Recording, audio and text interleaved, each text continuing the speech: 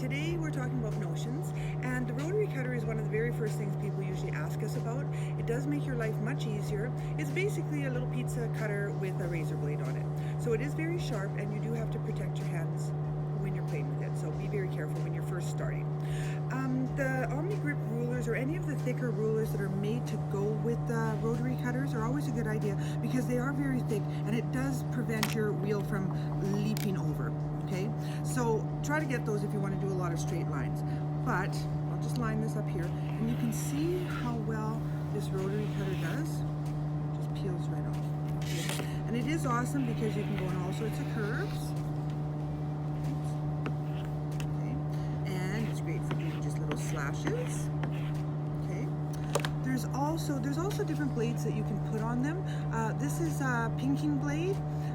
So instead of having pinking shears, which are very hard to come by these days, the pinking blade is an awesome alternative if you've already got a rotary cutter.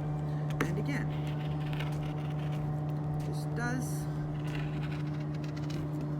a lovely little pinked blade edge on things.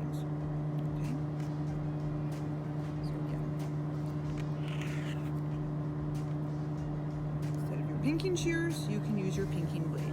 There's also what's called a skip blade and a wavy blade and scallop blades. So there's all sorts of different ones that you can use, which is great, especially if you're just doing blankets out of polar fleece and that sort of thing, because then you can put a fancy edge on it without having to do anything else.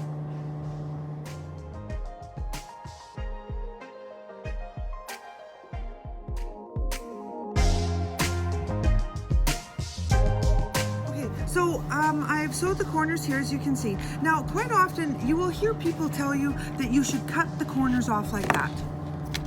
Don't do it. What's happening there is you are losing an awful lot of integrity in that corner, plus you're also going to get some fraying going on in that corner as well. Your better bet is to take this, fold it one direction, fold it the other direction, hold it nice and neatly, and turn the whole thing like that. You will get a nice sharp corner. It may feel like there's some bulk in there, but you're going to always have a nice crisp corner that way.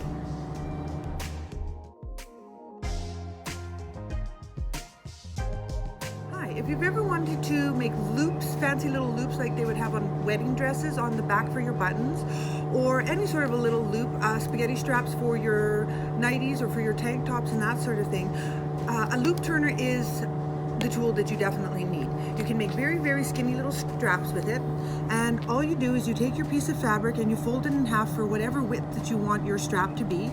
Then you take the fancy little loop turner, it's got a little hook on the end, you feed it through, then what you have to do is you have to make sure that you hook your fabric, whoops, my little loop isn't working there, hook your fabric in there, and then you just pull it through to the other side. Came out the other end, we just have to unhook it, pull it directly through, and if you like you can iron it, or if you want to keep it in a tube, then that is all.